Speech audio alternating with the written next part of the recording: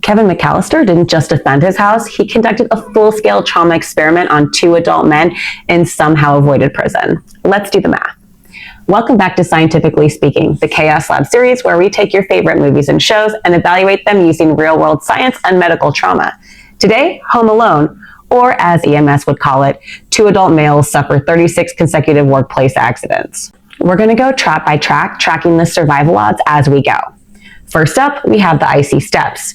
Harry and Marv fall backwards, skull first, onto frozen concrete multiple times. Medically, backward falls are dangerous because the force hits the back of the skull right near the occipital bone. That's where the brainstem's located, and one fall can cause a concussion or a brain bleed. Several in a row drops their combined survival to about 85%.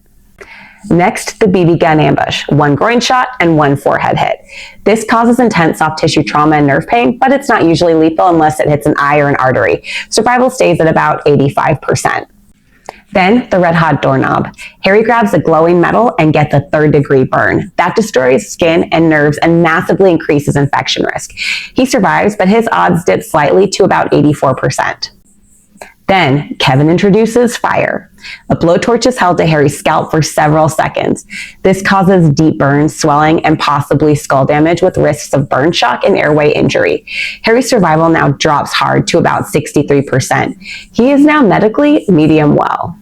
Meanwhile, Marv steps on a nail through the foot. Puncture wounds are dangerous because they drive bacteria deep near bones, increasing the risk of tetanus and bone infection. His survival drops to about 82%. Then an iron drops from a story up and slams into Marv's face.